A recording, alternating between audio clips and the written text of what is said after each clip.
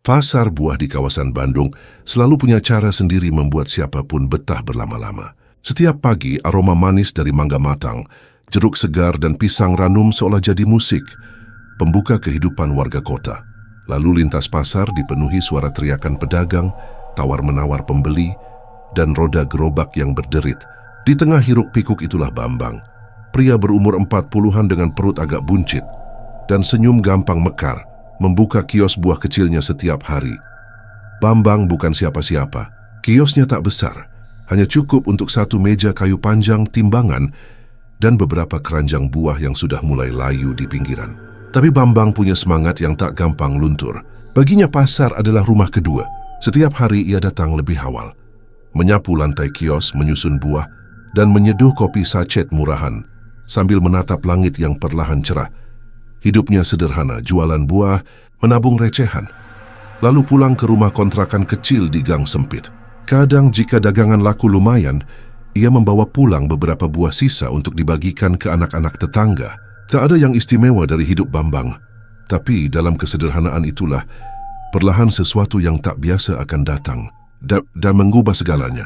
Matahari baru menggeliat malu-malu di ufuk timur Bandung, meneteskan cahaya hangat ke lorong-lorong pasar tradisional. Suara motor bak terbuka terdengar bersahutan. Klakson beca, teriakan tukang sayur, dan aroma keringat bercampur wangi buah matang menjadi satu. Inilah kehidupan pagi yang tak pernah tidur. Di ujung deretan kios buah, ada satu kios kecil beratapkan seng kusam dan kayu tua milik Bambang. Lelaki itu berusia sekitar 45 tahun. Perutnya sedikit buncit, rambutnya mulai tipis di depan, dan kulit wajahnya legam karena matahari pasar.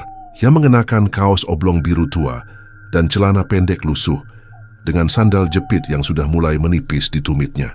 Setiap pagi, Bambang datang paling awal. Ia membuka pintu kiosnya dengan kunci berkarat, menggeser meja kayu panjang, dan mulai menyusun buah seadanya.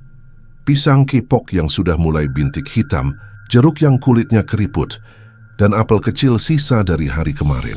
Kadang ia menghela napas panjang sambil menatap timbangan tua di pojok meja. Timbangan itu sudah menemaninya bertahun-tahun, sama tuanya dengan impiannya yang tak kunjung jadi kenyataan.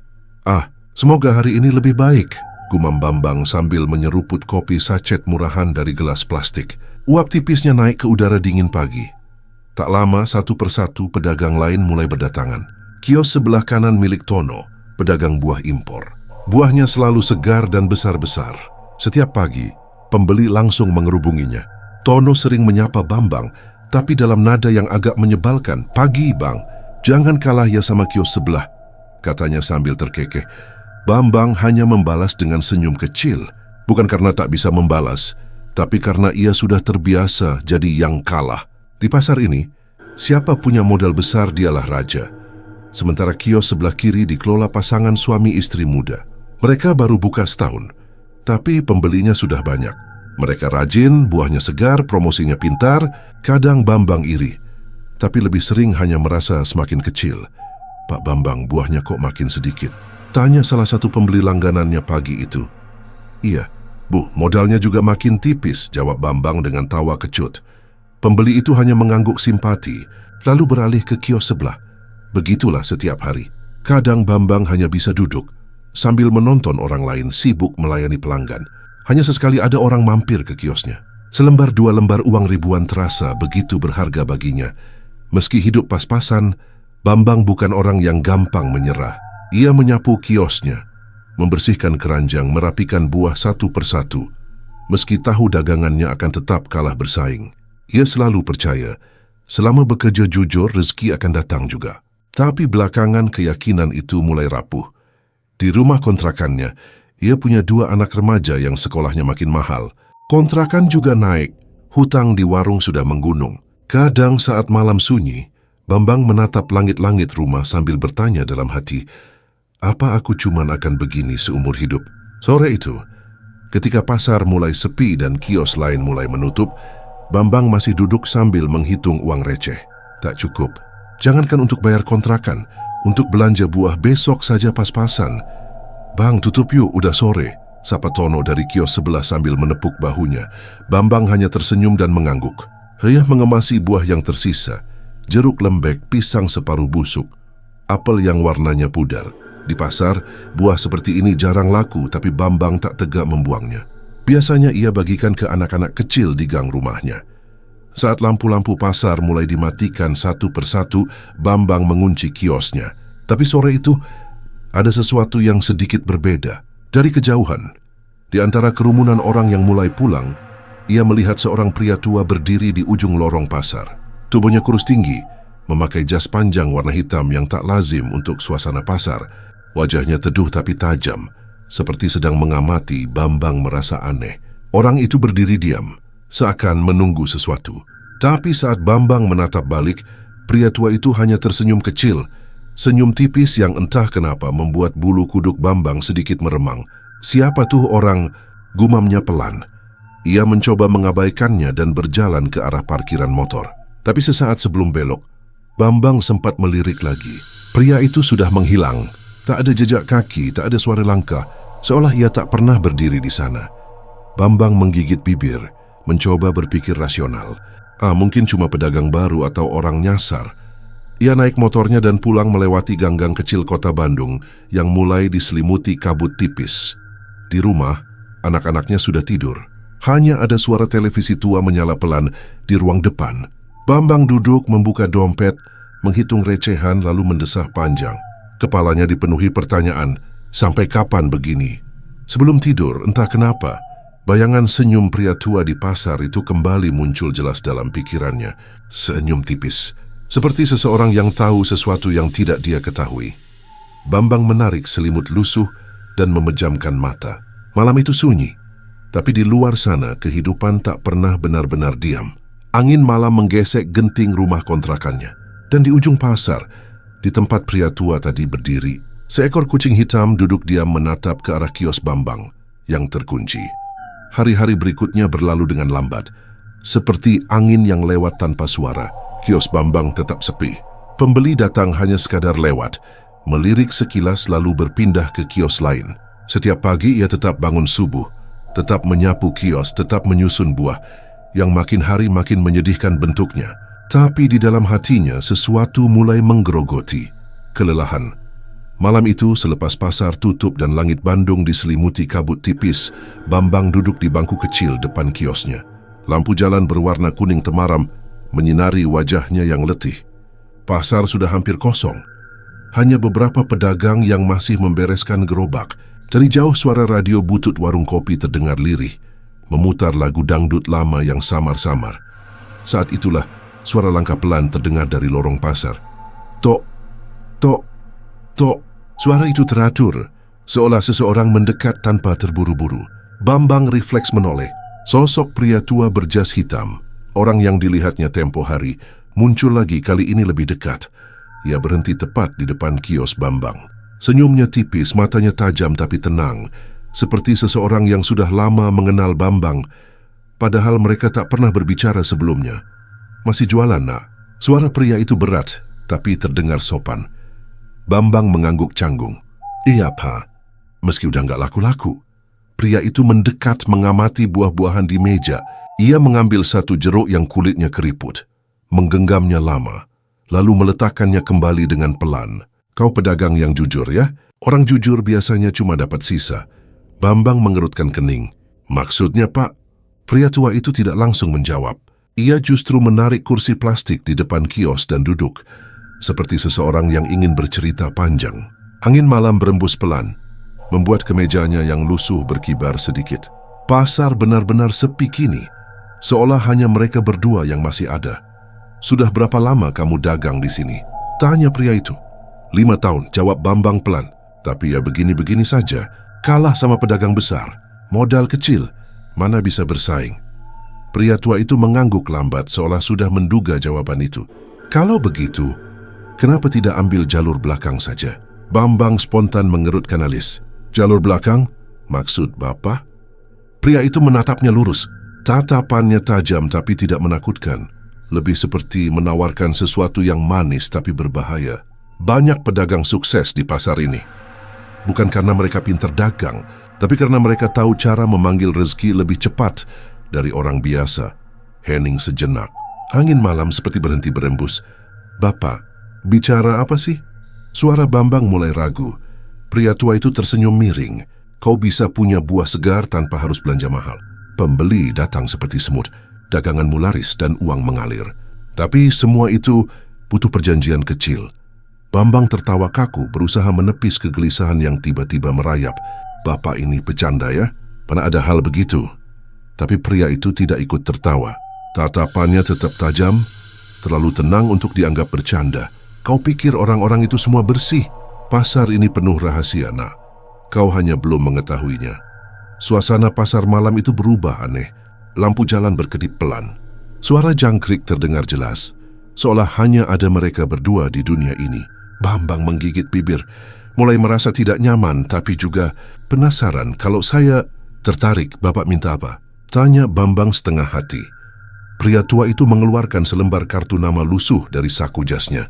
Kartu itu tidak mencantumkan alamat atau nomor telepon. Hanya ada tulisan Warung Rezeki, Jumat malam, lorong belakang pasar. Dan di baliknya terukir simbol aneh seperti bentuk mata terbalik. "Kau datang saja.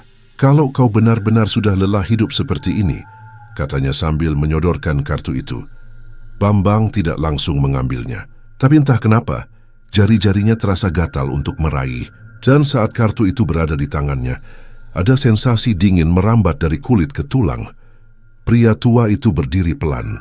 "Ingat, nak, rezeki cepat itu nyata, tapi tidak semua orang sanggup menanggungnya." Bambang mencoba bertanya lagi, tapi pria itu sudah melangkah pergi menyusuri lorong gelap. Langkahnya tidak terdengar lagi setelah beberapa meter. Ketika Bambang menoleh ke arah ujung lorong, pria itu sudah lenyap, sama seperti malam sebelumnya. Bambang berdiri mematung cukup lama. Kartu nama itu ia genggam erat. Malam semakin larut, udara semakin dingin. Tapi telapak tangannya terasa hangat seakan menyimpan bara kecil. Ia pulang dengan perasaan campur aduk. Antara takut, bingung, tapi juga muncul sesuatu yang berbahaya.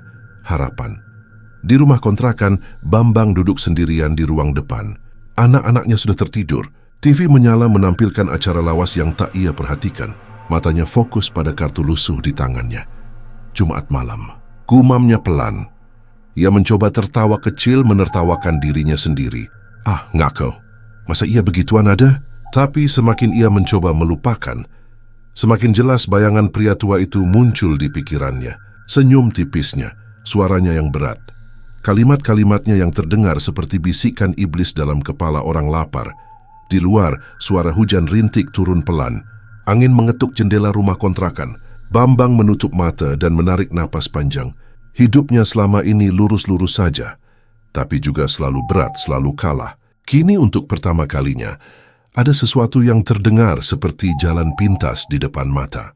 Dan mungkin, pikir Bambang dalam hati, jalan pintas itulah satu-satunya cara untuk keluar dari lubang hidupnya sekarang. Jumat malam tiba lebih cepat dari yang Bambang kira. Seminggu terakhir pikirannya tidak pernah tenang.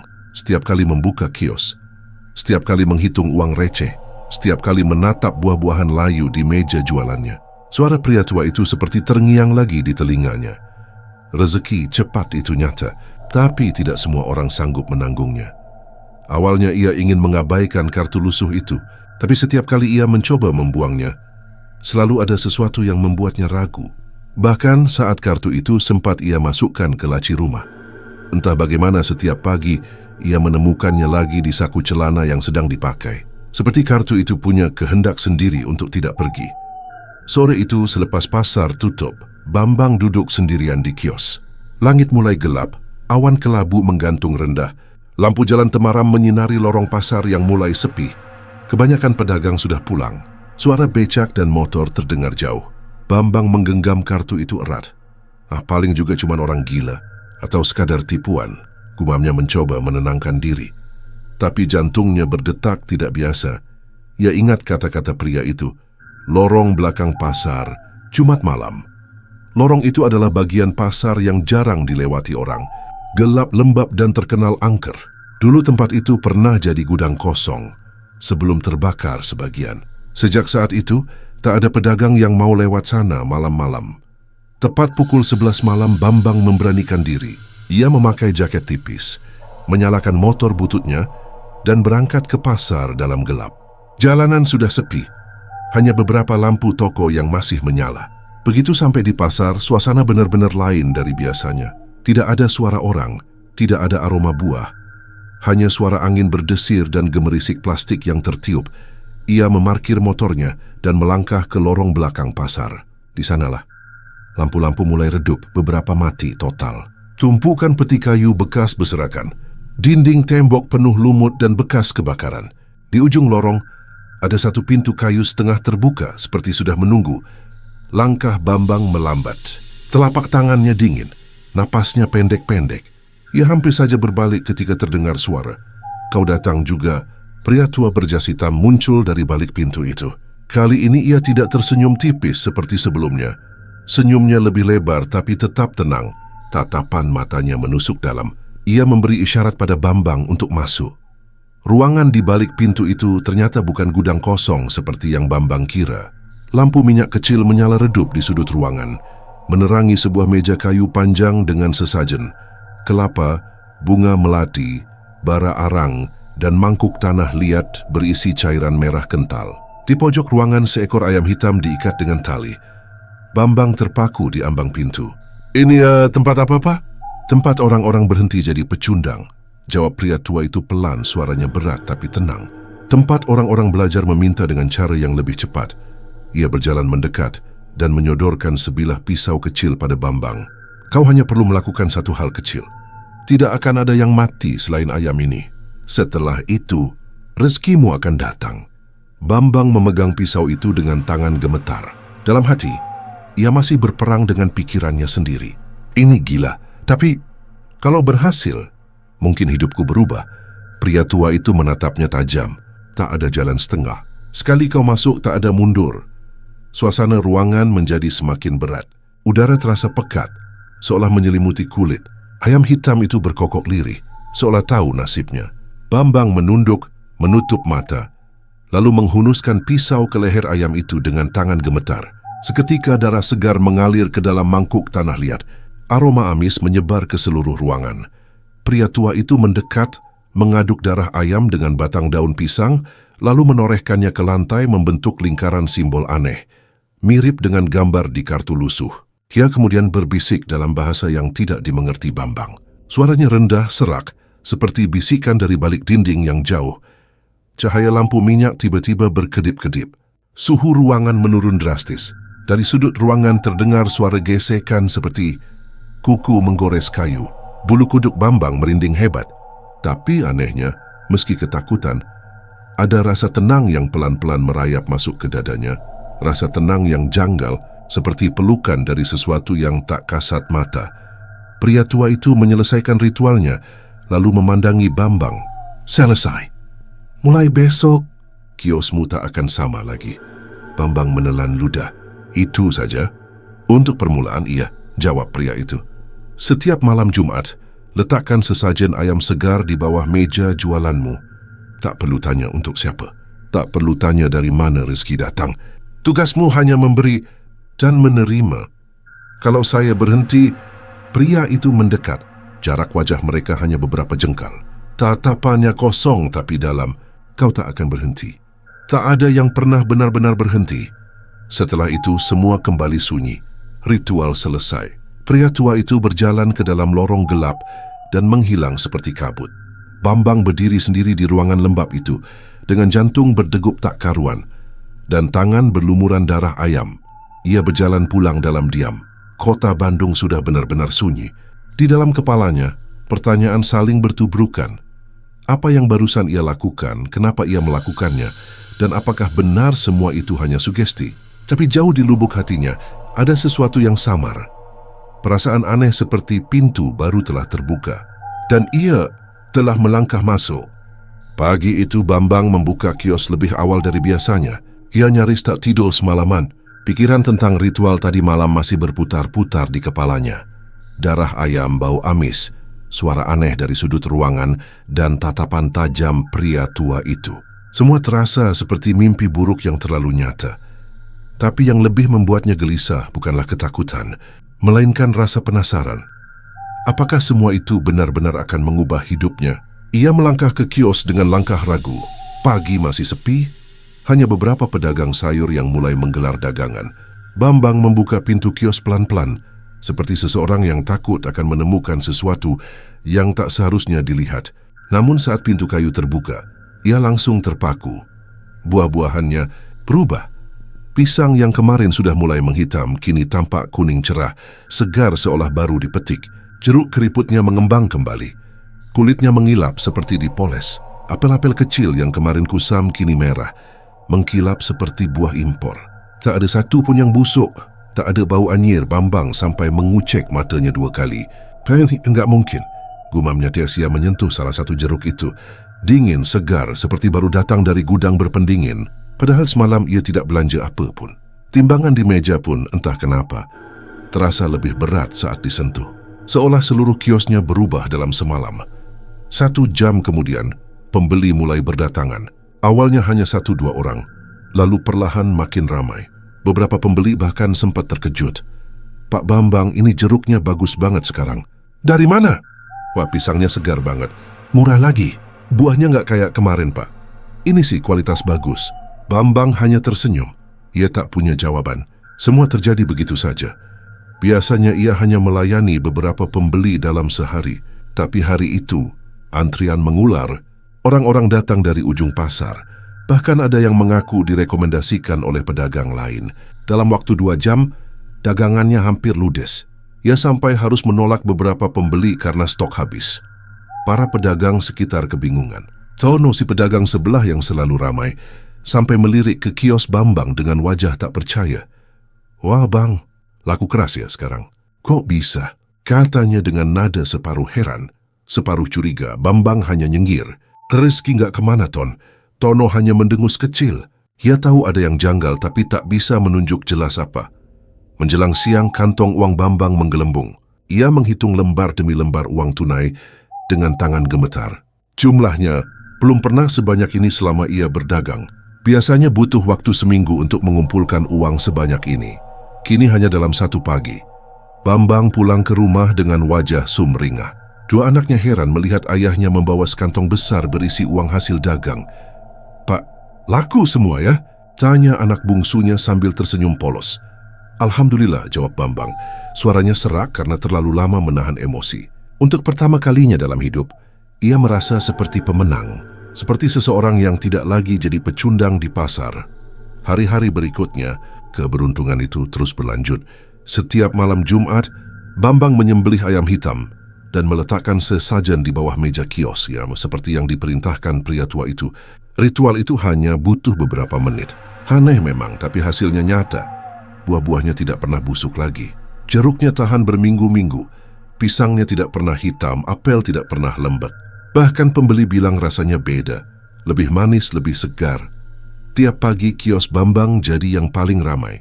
Pembeli datang seperti semut, mengerubungi gula. Uang mengalir deras. Dalam sebulan ia bisa melunasi utang warung, memperbaiki atap kontrakan, dan mulai membeli lebih banyak stok untuk dijual. Yang lebih aneh, buah-buah itu seolah memperbanyak diri. Kadang jumlah jeruk di keranjang pagi hari lebih banyak daripada malam sebelumnya. Padahal ia tidak pernah belanja tambahan. Ia tahu itu mustahil. Tapi lama-lama, ia berhenti mempertanyakan. Enoplasmen nikmati. Namun, di balik semua itu, ada tanda kecil yang tak ia sadari.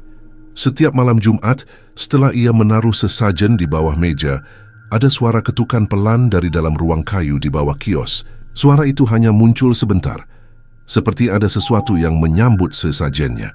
Pernah suatu malam ia mencoba mengintip dari celah lantai, tapi entah kenapa udara di bawah meja terasa sangat dingin, seperti ada sesuatu yang tak kasat mata berdiam di sana.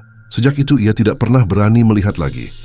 Suatu sore saat kios sedang ramai pembeli, seorang perempuan tua lewat dan berhenti di depan kiosnya. Perempuan itu berpakaian lusuh, rambutnya kusut, matanya sayu seperti orang yang sudah lama menanggung derita. Ia menatap buah-buah Bambang lama sekali, lalu bergumam lirih, buah ini terlalu segar untuk jadi milik manusia. Bambang spontan menatapnya. Ibu bilang apa? Perempuan itu menatap Bambang lurus-lurus, lalu berkata pelan, kalau kau mendapat sesuatu terlalu mudah, biasanya itu bukan cuma rezeki. Setelah itu perempuan itu pergi begitu saja di tengah kerumunan pembeli, seperti kabut yang hilang tertiup angin. Bambang sempat mengejarnya, tapi langkah perempuan itu lebih cepat dari orang seusianya. Saat Bambang sampai di ujung pasar, perempuan itu sudah lenyap. Ia berdiri diam beberapa detik, napasnya memburu. Kata-kata itu terngiang terus di kepalanya. Tapi kemudian suara tawa pembeli memanggilnya kembali ke realitas. "Pak Bambang, timbang pisangnya, Pak." Bambang menoleh tersenyum lagi, lalu kembali bekerja seperti biasa. Di dalam hatinya, ia menepis semua kekhawatiran itu. Ia hanya ingin hidupnya lebih baik. Uang sudah mulai banyak, utang lunas, kios ramai. Bukankah ini semua yang ia impikan selama ini? Yang tidak ia sadari, sesuatu juga sedang ikut tumbuh di balik semua keberuntungan itu. Pelan, senyap, dan menunggu. Waktu berjalan begitu cepat. Hanya dalam 2 bulan, kios buah Bambang berubah drastis. Dari yang dulu sepi pembeli, kini menjadi pusat perhatian di pasar. Orang-orang mulai menyebutnya Pak Bambang Buah Ajaib. Pedagang lain sering melirik iri, tapi tak bisa menyangkal betapa segarnya buah-buahan yang ia jual. Namun, seiring dengan naiknya keuntungan, hal-hal kecil yang aneh mulai bermunculan. Awalnya begitu halus, seperti desis angin lewat, tapi lama-lama menjadi bayangan yang tak bisa diabaikan. Malam itu, Bambang menyiapkan sesajen seperti biasa. Ayam hitam yang ia beli dari pasar disembelih dengan tangan sendiri. Darahnya ia tampung dalam wadah kecil, lalu ia letakkan bersama bunga-bunga kering di bawah meja kios. Ritual ini sudah mulai terasa biasa baginya, tak lagi semengerikan pertama kali. Ia jongkok di depan meja kayu, menunduk dalam diam, lalu berbisik lirih seperti yang pernah diajarkan pria tua itu. Biar rezeki datang lancar, biar buah tetap segar, tapi malam ini ada yang berbeda. Saat ia menaruh wadah sesajen di lantai, udara tiba-tiba menjadi sangat dingin. Napasnya terlihat seperti asap tipis. Di bawah meja, terdengar suara ketukan 3 kali, pelan namun jelas. Lalu disusul suara seperti tarikan napas berat dari celah lantai. Bambang mendadak kaku. Ia ingin berlari, tapi kakinya berat seperti tertanam di tanah. Suara itu berhenti begitu saja. Hening, tapi rasa dingin itu tidak pergi. Seolah ada sesuatu yang berdiri di dekatnya, meski tak terlihat. Sudah, ini cuman imajinasiku. Gumamnya lirih sambil cepat-cepat menutup kain hitam di atas sesajen. Ia berlari kecil, meninggalkan kios, tak berani menoleh ke belakang. Keesokan paginya, kejadian aneh berikutnya terjadi. Ketika membuka kios, Bambang melihat ada bercak merah di beberapa jeruk yang tersusun rapi di meja. Warnanya bukan seperti bercak busuk biasa, tapi merah seperti darah segar. Anehnya, saat ia menyentuh bercak itu, buah terasa dingin seperti es. Wah, aneh banget, bisiknya. Ia mengelapnya dengan kain dan bercak itu hilang seperti tak pernah ada. Meski sedikit terganggu, Bambang tetap berjualan. Anehnya lagi, hari itu pembeli justru lebih ramai dari biasanya, seakan tak ada yang salah. Di antara kerumunan pembeli, muncul seorang perempuan muda yang sering datang membeli jeruk. Hari itu ia datang dengan anak kecilnya. Bambang masih ingat, wanita itu pernah berkata buah jeruk dari kiosnya. "Beda banget rasanya, Pak Bambang. Kayaknya ini jeruknya makin enak ya," katanya sambil tersenyum. Bambang mengangguk kecil menimbang jeruk seperti biasa. Tapi malam itu, wanita itu tidak terlihat pulang seperti biasanya. Keesokan harinya, kabar beredar cepat di pasar. Perempuan muda pelanggan kios jeruk itu hilang. Katanya terakhir beli di tempat Pak Bambang. Gosip itu beredar dari mulut ke mulut. Beberapa pedagang meliriknya aneh. Beberapa pembeli mulai bertanya-tanya. Namun anehnya, meski gosip itu makin ramai, pembeli tetap berdatangan. Seolah pasar memilih menutup mata dari sesuatu yang ganjil. Beberapa hari kemudian, tanda-tanda lain muncul. Setiap kali kios Bambang makin ramai, satu orang pembeli yang sering datang tiba-tiba menghilang. Tidak selalu langsung, tapi dalam seminggu selalu ada saja kabar orang hilang. Kadang seorang ibu, kadang bapak tua, kadang anak muda pembeli buah. Bambang mencoba menolak semua pikiran buruk. Ia tidak punya bukti. Ia tidak pernah melihat siapapun celaka. Ia hanya pedagang, tapi perasaan itu mulai tumbuh dalam dadanya seperti jamur di tempat lembab. Rasa bersalah yang dingin dan berat. Malam-malamnya mulai gelisah. Ia sering terbangun oleh suara langkah di sekitar kios. Suara itu tidak terdengar seperti manusia, tapi juga bukan hewan. Kadang pelan, kadang berat seperti menyeret sesuatu. Pernah suatu malam, Ia mendengar suara tertawa kecil dari bawah lantai kios. Suara lirih seperti anak kecil bermain. Tapi saat ia dekati, suara itu menghilang. Suatu malam saat hujan deras mengguyur pasar, Bambang memutuskan untuk mengecek kiosnya lebih awal. Ia membawa senter kecil dan mengenakan jaket tipis. Saat ia mendekat ke lorong belakang pasar, hujan berhenti begitu saja. Aneh seperti lorong itu terpisah dari dunia luar. Kiosnya gelap, tapi saat senter diarahkan ke meja, ia terbelalak. Buah-buahan di meja bergerak perlahan, seperti bernapas. Permukaannya naik turun halus, seperti dada orang tidur. Dari bawah meja terdengar suara lirih. Entah suara orang, entah bukan. Terima kasih. Terima kasih. Bambang mundur 2 langkah. Senter di tangannya bergetar. Siapa itu? Suara itu berhenti, tapi udara makin dingin. Senter meredup, dan dalam beberapa detik, semua kembali seperti semula. Buah tidak bergerak, meja diam, kios tenang. Tapi Bambang tahu, ia tidak berhalusinasi. Ia lari meninggalkan kios malam itu, basah kuyup, napas memburu. Jantungnya berdetak seperti genderang.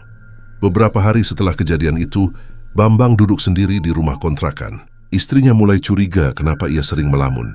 Anak-anaknya mulai melihat ayah mereka seperti orang asing. Bambang tak bisa menceritakan semuanya. Siapa yang akan percaya bahwa buah-buah di kiosnya seolah hidup? Bahwa ada suara di bawah lantai. Ia mencoba meyakinkan dirinya. Ini cuma harga yang harus kubayar. Yang penting uang ada, hidup membaik, anak-anak bisa sekolah. Tapi jauh di dalam hati, ia tahu ada sesuatu yang salah, sesuatu yang tidak akan berhenti. Hanya dengan sesajen ayam hitam. Hujan deras mengguyur Bandung malam itu. Suara rintiknya menggema di atap seng kios pasar yang kosong, menyisakan gema dingin yang merambat ke tulang. Bambang duduk sendirian di dalam kios, memandangi tumpukan buah segar, yang anehnya tetap utuh meski hujan mengguyur dari sore. Sejak kejadian suara terima kasih dari bawah meja beberapa hari lalu, tidurnya tidak pernah benar-benar nyenyak. Begitu mata terpejam, bayangan wajah para pembeli yang hilang muncul satu persatu. Wanita muda dengan anak kecil, bapak paruh baya yang sering membeli apel, ibu tua penjual jajanan. Mereka semua pernah membeli buahnya, dan setelah itu menghilang seperti ditelan bumi. Ia memijat pelipisnya. Ini cuma kebetulan. Gumamnya mencoba menenangkan diri. Tapi batinnya sendiri tidak percaya. Beberapa jam kemudian, saat kios sudah lama ditutup, suara langkah pelan terdengar dari luar lorong. Ceklek, ceklek, seperti sandal basah menyeret di lantai semen. Bambang menegang. Ia menatap ke pintu kios yang tertutup setengah. Suara itu makin dekat. Ia bisa merasakan hawa dingin merayap masuk. Lampu neon kecil di atas meja mulai redup dan berkedip. Siapa di luar? Serunya dengan suara serak. Tidak ada jawaban. Suara langkah itu berhenti tepat di depan pintu kios, hening. Lalu, tok, tok, tok. 3 ketukan pelan di kayu pintu. Bambang meraih senter dari meja dan mendekati pintu perlahan. Tangannya gemetar. Saat pintu ia buka sedikit, lorong pasar kosong. Tak ada siapa pun. Hanya genangan air hujan dan bayangan lampu jalan yang goyah tertiup angin. Ia menutup pintu lagi dan berbalik, namun detik itu juga, semua buah di meja jatuh bersamaan. Suara bruk bergema di ruangan kecil. Jeruk-jeruk itu menggelinding seperti bola. Apel terjatuh keras, pisang meluncur ke lantai basah. Udara mendadak dingin menggigit. Bambang mundur 1 langkah. Tiba-tiba dari tumpukan buah yang berserakan, muncul bayangan hitam menyerupai sosok manusia. Samar, tidak jelas. Tapi Bambang sangat mengenali bentuk tubuh itu. Itu wanita muda yang dulu terakhir membeli jeruk. "Pak, jeruknya manis banget." Suara itu muncul pelan seperti bisikan yang keluar dari perut kosong. Tubuh bayangan itu perlahan mendekat. Kulitnya pucat seperti kapur. Mata hitam legam tanpa bola mata. Rambutnya meneteskan air hujan meski kios kering. Jeruk yang semula berserakan kini seolah menggumpal di sekitarnya, menyusun bentuk tubuh. Bambang terpaku. Napasnya memburu, kakinya gemetar hebat. "Kay, kau siapa?" Suaranya hampir tak keluar. Wanita itu mendekat lebih dekat, hingga hanya berjarak 1 langkah. Ia tersenyum tipis dari senyum kosong kan dan berkata dengan suara bergetar, "Terima kasih, sudah bagi rezeki." Seketika lampu kios padam.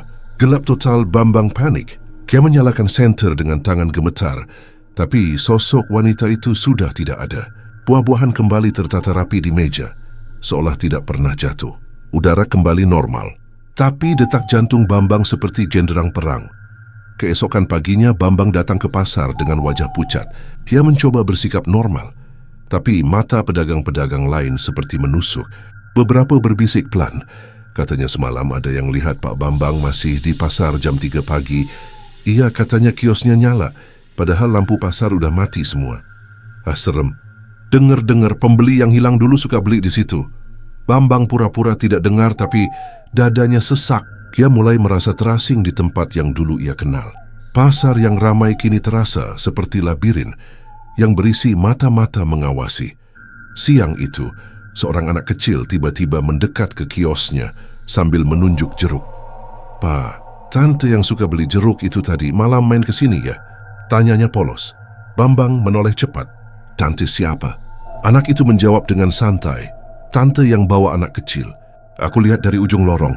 Dia berdiri lama banget di depan kios Bapak. Tapi kok mukanya serem ya, pucat kayak hantu." Darah Bambang serasa berhenti mengalir.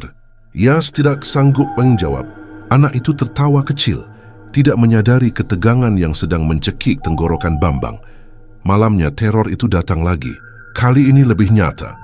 Saat ia menutup kios dan hendak pulang, ia mencium bau busuk samar, bau daging basi yang dicampur air hujan. Bau itu muncul dari bawah meja tempat ia biasa meletakkan sesajen. Dengan langkah gemetar, ia jongkok dan mengangkat kain hitam penutup ruang bawah. Matanya membelalak. Di dalam ruang sempit itu, ada bekas telapak tangan penuh darah mengering di kayu lantai. Bekasnya kecil seperti tangan perempuan. Di sampingnya ada potongan kulit jeruk yang sudah coklat kehitaman. Padahal ia tidak pernah membuang jeruk ke sana. Bambang menutup kain itu secepatnya. Keringat dingin membasahi punggungnya. Setiap malam bayangan wanita itu mulai muncul lebih sering. Kadang hanya berdiri di ujung lorong pasar, kadang di depan kios, kadang tepat di belakangnya saat ia sedang menata buah. Sosok itu tidak pernah menyerang, hanya menatap dan tersenyum tipis. Tapi tatapan kosongnya membuat tidur Bambang makin kacau. Istrinya mulai curiga. "Bang, kenapa kau kurusan? Tiap malam gak bisa tidur ya? Apa ada yang disembunyikan?" Bambang hanya menjawab singkat, "Capek dagang." Tapi dalam hatinya ia mulai mengerti sesuatu. Perjanjian itu bukan cuma soal rezeki, ada jiwa-jiwa yang ikut dibayar. Suatu malam saat ia benar-benar tak tahan, Bambang berlari ke lorong tempat pertama kali bertemu pria tua misterius itu. Lorong itu gelap, sepi, bau amis menyengat, tapi pria itu tidak ada di sana. Hanya suara desis dari ujung lorong yang sunyi. Kalau rezeki sudah datang, tak bisa lagi ditolak. Bambang menoleh panik. Tidak ada siapapun, tapi suara itu begitu jelas, seakan dibisikkan langsung di telinganya. Ia tahu ini baru awal dari sesuatu yang jauh lebih gelap. Hujan sudah reda sejak sore, tapi udara malam di pasar masih lembab dan menusuk tulang. Lorong-lorong gelap menyimpan sisa aroma lumpur dan sayur busuk. Biasanya Bambang sudah pulang pada jam seperti ini. Tapi malam ini ia berdiri lama di depan kiosnya, tidak tenang, seperti ada yang menunggu di dalam. Beberapa hari terakhir, bau busuk dari bawah kios makin tajam. Awalnya hanya samar, seperti sisa air got pasar, tapi kini aromanya berubah, menyengat, seperti daging membusuk yang lama terendam air. Kadang angin malam membawa bau itu ke hidung Bambang saat ia sedang melayani pembeli, membuatnya mual. Tapi anehnya, tak satu pun pembeli mengeluh. Bahkan saat bau itu makin kuat, pembeli tetap ramai. Mereka tersenyum membeli buah dalam jumlah banyak, seolah tidak mencium apapun. Gila, gumam Bambang pelan, menatap meja buahnya yang rapi dan segar. Kok bisa nggak ada yang nyadar? Malam itu ia memberanikan diri. Sesuatu di dalam dirinya, entah rasa bersalah, entah rasa takut, mendorongnya untuk mencari tahu apa yang sebenarnya ada di bawah meja itu. Ia menutup pintu kios rapat-rapat, mematikan lampu utama, lalu menyalakan senter kecil. Kiosnya sunyi. Suara hujan yang menetes dari talang terdengar seperti ketukan pelan. Bambang jongkok di depan kain hitam yang selalu menutupi bagian bawah meja. Tempat sesajen ia taruh setiap Jumat malam. Tangannya gemetar saat meraih ujung kain itu. Krek, kain terbuka perlahan. Bau busuk itu langsung menyambar hidungnya, membuat perutnya mual. Di bawah meja gelap pekat. Tapi saat senter diarahkan, ia melihat sesuatu yang tidak seharusnya ada. Ada tumpukan bunga kering yang sudah berubah warna, sisa-sisa darah ayam kering yang menempel di kayu, dan di antara semuanya, sesuatu yang seperti daging manusia. Warnanya keabu-abuan, membusuk. Bentuknya tidak jelas, tapi ada jemari kecil mencuat dari gumpalan itu. Bambang menutup mulut, menahan muntah. Keringat dingin membanjiri pelipisnya. Ia mundur, tapi rasa ingin tahu lebih kuat dari rasa takut. Ia dorong pelan papan kayu di bawah meja, dan papan itu bergerak, seolah ada ruang kosong di bawah lantai. Dengan tangan gemetar, ia membuka papan itu sepenuhnya. Apa yang dilihat Bambang membuat tubuhnya kaku. Di bawah meja kios ternyata ada ruang kecil seperti lubang, cukup dalam untuk menyembunyikan sesuatu, dan di dalamnya tergeletak tubuh manusia.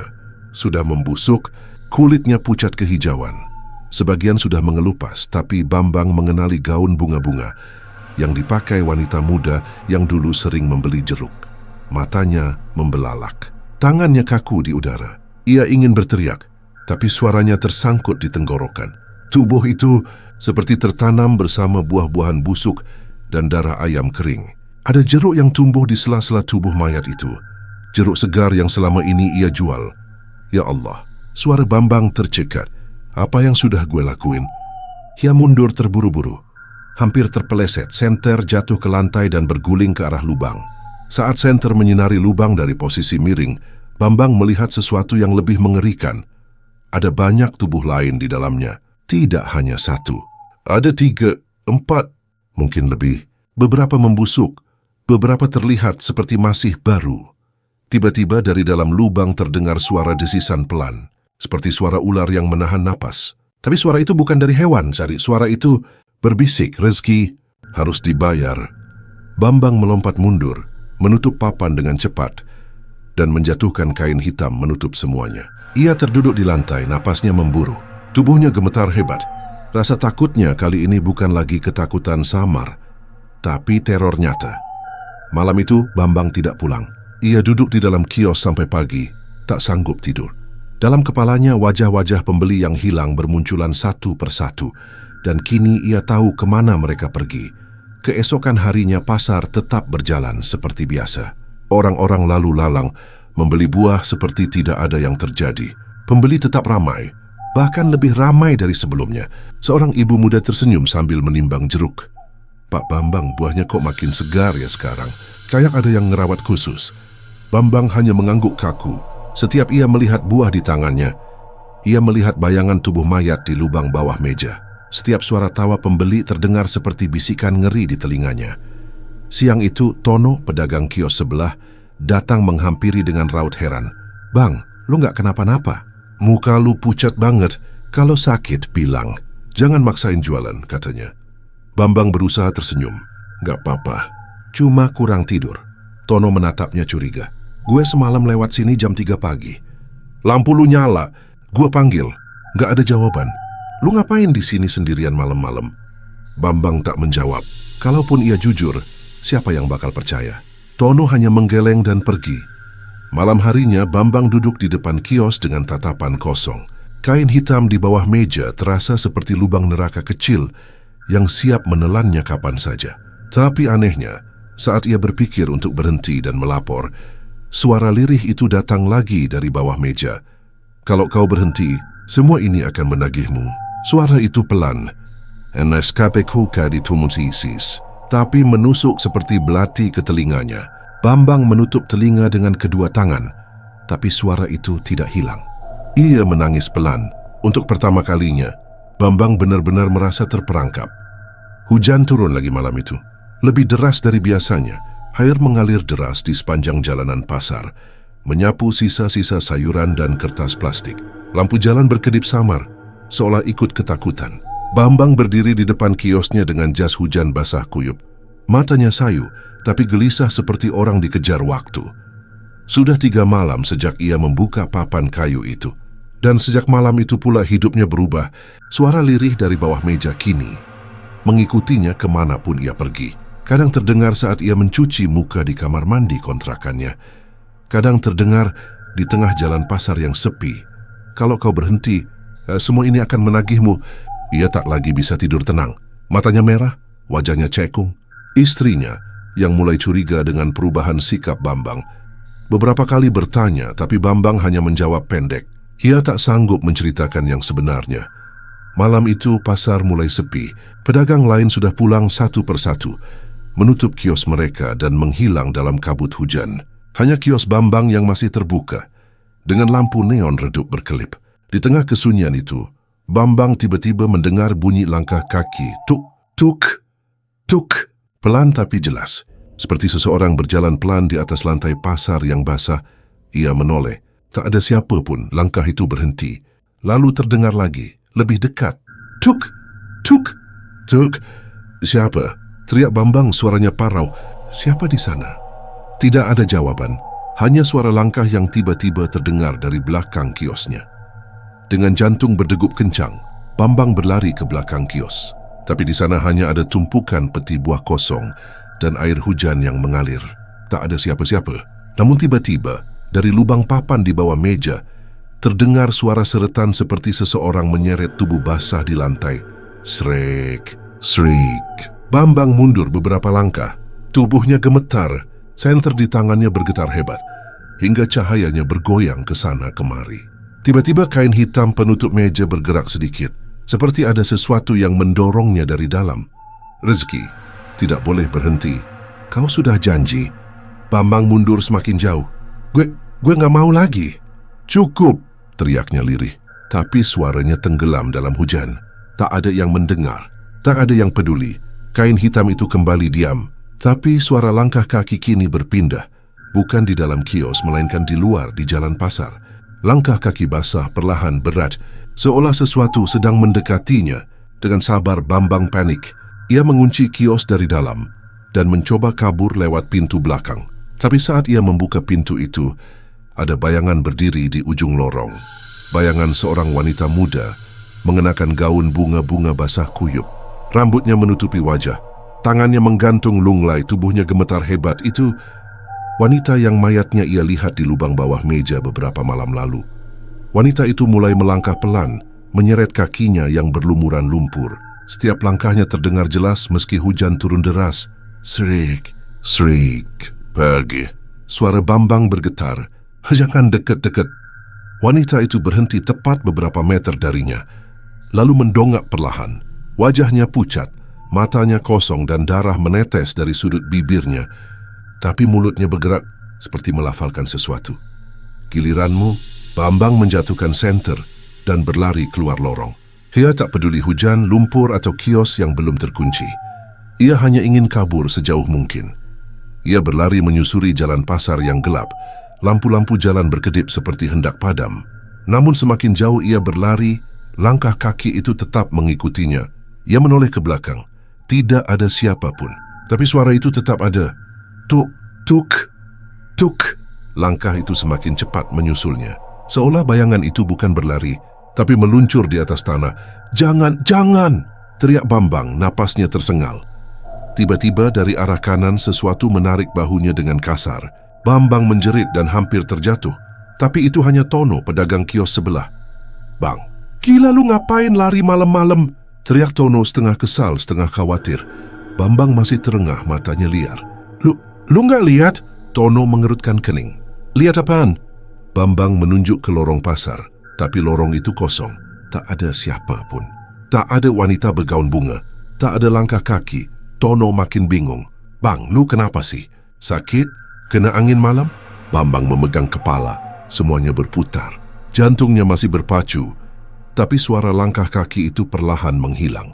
Hanya suara hujan tersisa. Malam itu Bambang tidak kembali ke kios. Ia menginap di kontrakan. Tapi bahkan di sana teror tidak berhenti. Saat tengah malam, ketika istrinya sudah tidur, ia terbangun oleh suara ketukan di jendela dapur. Tok, tok, tok. Ia berjalan perlahan ke jendela, membuka tirai pelan. Dan di balik jendela dalam hujan deras berdiri wanita bergaun bunga yang sama. Basah kuyup, kepala sedikit miring, matanya menatap kosong ke arahnya. Wanita itu perlahan menempelkan tangannya ke kaca jendela. Suaranya terdengar pelan, menusuk ke telinga Bambang. Kau janji rezeki dibayar nyawa. Bambang mundur, keringat dingin bercucuran. Saat ia menjerit, bayangan wanita itu menghilang seperti kabut tertiup angin. Tapi bekas tangannya tertinggal di kaca. merah seperti bekas darah segar. Pagi harinya Bambang bangun dalam kondisi linglung. Istrinya bingung melihat kaca dapur kotor oleh bercak merah yang tidak bisa hilang, meski ia gosok berkali-kali. Bambang hanya duduk diam di kursi dapur menatap kosong. Ia mulai sadar. Teror ini tidak lagi hanya milik kios. Teror ini mengikutinya kemanapun. Dan yang lebih menakutkan, makhluk itu tidak datang untuk menakut-nakuti. Ia datang untuk menagih janji. Pagi itu, matahari hampir tidak terlihat karena kabut tebal menyelimuti pasar. Udara lembab, bau got dan sisa hujan kemarin masih menyengat. Pedagang lain mulai datang, menggelar lapak seperti biasa. Tapi kios Bambang masih tertutup rapat. Di dalam kontrakan, Bambang duduk di pojok ruangan, memeluk lutut, matanya merah, rambutnya berantakan. Ia tidak tidur semalaman. Setiap kali ia memejamkan mata, ia melihat wajah wanita bergaun bunga, wajah pucatnya, tatapan kosongnya, dan suara bisikannya yang terus terngiang. Rezeki harus dibayar. Kau sudah janji. Istrinya Siti berkali-kali mengetuk pintu kamar. Bang, ini udah pagi. Kenapa nggak ke pasar? Nanti pelanggan pada nungguin, ujarnya dari luar. Nggak usah jualan dulu, jawab Bambang pendek. Suaranya berat serak. Siti bingung. Kenapa? Bukannya kemarin katanya dagangan lagi laris banget? Udah Siti, jangan nanya-nanya. Pokoknya hari ini nggak jualan, kata Bambang. Nadanya tajam, Siti hanya terdiam. Ia tahu ada yang salah tapi tidak tahu apa. Siang hari Tonos tetangga kios Won datang ke kontrakan. Ia mengetuk pintu dan langsung masuk saat Siti membukanya. Bang, lu kenapa sih akhir-akhir ini? Dagangan lu kayak diserbu orang tiap hari, tapi sekarang malah tutup. Pelanggan pada nyariin lu, kata Tono. Bambang duduk di kursi ruang tamu menatap kosong. Tono, lu pernah ngerasa kayak ada sesuatu yang ngikutin lu? Tono mengernyit. Maksud lu apaan? Gue lihat sesuatu. Setiap malam itu, suara Bambang bergetar. Tono mendekat. Bang, lu jangan bikin gue takut. Malam itu emang lu aneh, tapi lu ini pedagang buah, bukan dukun. Bambang menarik napas dalam. Ia berpikir keras. Mungkin sudah saatnya ia cerita ke seseorang. Atau setidaknya cari bantuan. Tapi siapa yang bakal percaya cerita tentang makhluk gaib dan pesugihan berdarah? Malamnya ia memberanikan diri pergi ke kios. Pasar sudah sepi. Hanya suara jangkrik dan sisa air hujan menetes dari atap. Udara dingin menggigit kulit. Bambang membawa jerigen bensin kecil dan korek api. Niatnya hanya satu, membakar kios itu dan mengakhiri semuanya. Ia berdiri di depan kios, menatap papan kayu yang menutupi lubang terkutuk itu. Habisin semua ini, dan gue bisa bebas, gumamnya pelan. Tangannya mulai menyiramkan bensin di sekitar meja dan lantai. Bau menyengat menguar ke udara. Tapi sebelum korek api sempat dinyalakan, terdengar suara tawa lirih dari dalam lubang. Bakar, dan kau ikut terbakar. Suara itu pelan, tapi menusuk seperti paku ke telinga. Tawa itu berubah menjadi jeritan, lalu suara rintihan banyak orang seperti sekelompok orang menangis dari dalam tanah. Tolong, kau yang bikin kami di sini. Payak. Tangan Bambang bergetar hebat. Korek jatuh ke lantai. Tiba-tiba dari dalam lubang, tangan pucat mencuat keluar. Jemari kurus dengan kuku panjang melengkung mencakar udara. Disusul tangan-tangan lain satu demi satu, seolah ada banyak tubuh yang mendorong dari dalam. Kain hitam penutup meja bergerak hebat, seperti ada sesuatu yang ingin keluar. Bambang mundur terburu-buru, menabrak peti buah kosong. Napasnya memburu, dadanya sesak. Jangan keluar, teriaknya panik. Tapi suara itu makin keras, jeritan, tawa, isak tangis. Semua tumpah dalam satu harmoni mengerikan. Bayangan hitam menjulur dari bawah meja, seperti kabut pekat yang bergerak hidup. Bambang berlari keluar kios, tapi saat ia tiba di lorong pasar, bayangan wanita bergaun bunga sudah berdiri di sana. Rambutnya menutupi wajah, gaunnya meneteskan air dan darah. Kali ini ia tidak diam. Ia melangkah cepat mendekati Bambang. Kalau kau baka, kau yang jadi ganti. Bambang mundur, tapi di belakangnya suara dari lubang masih memanggil. Ia terjebak antara dua ketakutan. Makhluk yang keluar dari bawah kios dan sosok wanita itu yang terus mendekat. Tiba-tiba angin kencang bertiup, membuat atap kios bergoyang. Lampu neon padam, gelap total. Suara langkah kaki terdengar dari segala arah, seperti puluhan orang mengelilinginya dalam kegelapan. Tuk, shriek. Dalam kegelapan itu Bambang mendengar suara lain. Bukan suara hantu tapi suara manusia, Bang. Teriak Tono dari kejauhan. Bang, Bambang! Senter dari tangan Tono menembus kegelapan. Bambang langsung menoleh ke arah cahaya. Tapi saat ia mencoba mendekat, bayangan wanita itu menyambar pergelangan kakinya. Dingin, licin, seperti tangan dari liang kubur. Bambang terjatuh, berteriak keras. Tono berlari mendekat. Tak tahu apa yang sebenarnya terjadi. Bang, lu kenapa? Teriak Tono. Cabut gue, Ton, cepet! Jerit Bambang panik. Tono menarik Bambang sekuat tenaga, tapi sesuatu dari arah kios juga menyeretnya ke belakang. Seolah ada tali tak terlihat yang melilit tubuh Bambang. Tono bersusah payah, keringat bercucuran meski malam dingin. Kau tak bisa lari. Kau sudah terikat. Suara itu kini terdengar jelas, seperti membisik langsung ke telinga Bambang dari dalam kepalanya. Dengan teriakan keras, Tono berhasil menarik Bambang keluar lorong. Mereka berdua jatuh terkapar di jalan pasar yang becek. Saat menoleh ke arah kios, sosok wanita bergaun bunga hilang begitu saja. Dan suara dari lubang berhenti mendadak. Bambang menangis keras malam itu. Tono kebingungan, tapi ia tahu satu hal. Bambang tidak sedang berpura-pura. Ada sesuatu yang benar-benar jahat di kios itu. Bang, apa yang lu sembunyiin di kios lu? Tanya Tono serius. Gue lihat tadi, kayak ada bayangan narik lu. Bambang tak menjawab. Tahun itu darata kosong kan, ia ada. Apapun yang ia lakukan sambil kabur, bakar kios atau melawan, semua sudah terlambat. Itu terjerat dalam perjanjian yang tak terlihat, tapi tak bisa diputus. Malam itu, langit di atas pasar gelap pekat tanpa bintang. Udara terasa berat, seolah sedang menahan sesuatu yang akan pecah sewaktu-waktu. Lampu jalanan satu persatu mati, seperti dipadamkan tangan tak terlihat. Suasana pasar berubah mencekam. Di depan kiosnya, Bambang berdiri dalam diam. Bajunya lusuh, wajahnya pucat, mata cekung. Sejak kejadian malam kemarin, pikirannya seperti diselimuti kabut. Ia tahu, malam ini akan ada sesuatu yang besar terjadi. Tono yang khawatir mencoba menemaninya.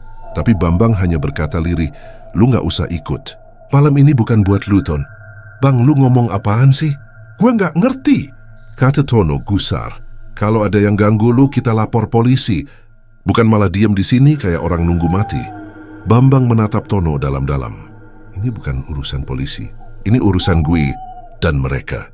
Tono ingin bertanya lebih jauh, tapi sebelum sempat bicara, hembusan angin dingin menerpa lorong pasar. Kain hitam di bawah meja kios bergerak pelan, seperti makhluk yang bangun dari tidur panjangnya.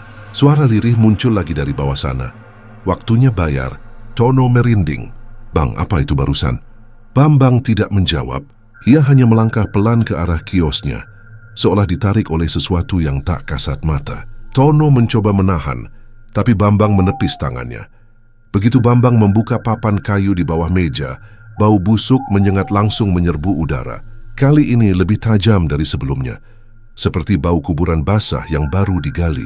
Dari dalam lubang, asap hitam perlahan menyembul keluar, menyebar seperti kabut. Dan dari dalam asap itu, muncul satu persatu bayangan para korban. Wanita bergaun bunga, pria parubaya, anak muda, hingga wajah-wajah yang dulu sering datang beli buah. Semua muncul dengan tubuh basah, kulit membusuk, mata kosong. Tono terbelalak, langkahnya mundur. Astaga, bang! Ini apaan? Kau janji, rezeki dibayar nyawa. Kini giliranmu. Suara mereka bersatu, menggema di seluruh lorong pasar. Bambang berlutut menutup telinga. Cakep, cakep. Gua nggak mau lagi, teriaknya histeris. Tapi suara itu makin keras. Suhu di sekitar mereka turun drastis. Napas keluar seperti asap. Bayangan korban bergerak maju perlahan, mengepung Bambang dari segala arah. Dalam kepanikan, Tono mencoba menarik Bambang pergi. Ayo, Bang. Kita kabur sekarang. Tapi tiba-tiba, tangan-tangan pucat menyembul dari lantai kios, menggenggam kaki Bambang kuat-kuat. Satu tangan, dua tangan. Puluhan tangan mencengkeram pergelangan kaki dan betisnya, menyeretnya perlahan ke arah lubang. Bambang menjerit keras. Tolong gue, Ton! Tono menarik tubuh Bambang dengan seluruh tenaganya. Tapi semakin ia menarik, semakin kuat tangan-tangan itu menggenggam. Lantai kios retak. Lubang membesar seperti rahang besar yang siap menelan. Tepat saat Tono hampir menyerah, sosok wanita bergaun bunga muncul paling depan. Ia melangkah pelan menunduk, lalu mengangkat wajahnya. Kali ini, wajahnya jelas terlihat. Mata hitam kosong, kulit pucat kehijauan dan darah menetes dari sudut bibir. Kau menikmati rezeki kami. Sekarang kau jadi milik kami. Bambang menatap sosok itu dengan mata ketakutan. Dalam kepanikan, satu kenangan terlintas jelas di kepalanya. Malam pertama ia melakukan ritual pesugihan ketika seorang lelaki tua berbisik padanya. Kalau kau ingin daganganmu selalu segar, jangan pernah berhenti memberi sesajen. Kalau berhenti, mereka yang kau korbankan akan datang menjemputmu. Dan malam ini, janji itu ditagih. Lubang di bawah kios tiba-tiba menganga lebih lebar, seperti pusaran gelap. Suara jeritan menggema dari dalamnya. Entah manusia atau makhluk lain, Tono yang masih mencoba menolong terpental keras ke belakang. Seperti didorong oleh kekuatan tak terlihat. Kepalanya terbentur peti buah, membuatnya pusing dan nyaris pingsan. Bambang hanya sempat berteriak satu kali sebelum tubuhnya ditelan lubang itu. Suara tulangnya berderak terdengar samar lalu sunyi. Lubang itu menutup kembali dengan cepat. Bau busuk hilang dalam sekejap. Bayangan para korban juga lenyap seolah tak pernah ada. Kios kembali tenang seperti malam-malam biasa. Tono yang tergeletak di tanah merangkak mendekati kios. Tapi Bambang sudah tidak ada. Pagi harinya pasar kembali seperti semula. Orang-orang berdagang. Pembeli berdatangan. Kios Bambang terbuka. Padahal semalam jelas-jelas terkunci dari luar. Anehnya, buah-buahan di sana tampak segar, bahkan lebih segar dari biasanya. Warnanya cerah, baunya harum. Wah, si Bambang buka lagi, padahal kemarin katanya sakit, kata seorang pedagang. Buahnya makin bagus sekarang, sahut pembeli. Namun tak ada satupun orang yang melihat Bambang. Seakan kios itu menjual sendiri. Beberapa hari kemudian Tono yang masih terguncang memberanikan diri untuk mengintip kios itu malam-malam. Ia ingin memastikan apa yang sebenarnya terjadi. Saat ia mendekat pelan, lampu neon di kios menyala sendiri. Di balik meja buah, siluet seseorang tampak berdiri membelakangi. Siluet itu tinggi besar, mengenakan baju yang dikenakan Bambang terakhir kali. Tapi saat Tono melangkah lebih dekat, sosok itu perlahan menoleh. Wajahnya bukan wajah Bambang lagi. Kulitnya pucat seperti lilin. Matanya hitam seluruhnya dan bibirnya membiru. Tapi senyum itu, senyum yang sama seperti Bambang saat melayani pembeli. Jeruknya manis, Ton. Cobain. Tono terhuyung mundur. Napasnya memburu. Ia tahu Bambang tidak pernah benar-benar pergi. Minggu-minggu berikutnya pembeli kios itu semakin ramai. Orang-orang mengatakan buahnya lebih segar dari pasar manapun. Tak ada yang tahu rahasia di balik kesegaran itu. Tapi satu hal ganjil. Beberapa pembeli sering tidak pulang dan tidak pernah ditemukan kios itu terus hidup. Makhluk di dalam lubang terus diberi makan. Dan Bambang kini menjadi bagian dari perjanjian yang tak bisa diputuskan. Rezeki dibayar nyawa. Kalau satu jatuh, yang lain akan menggantikan.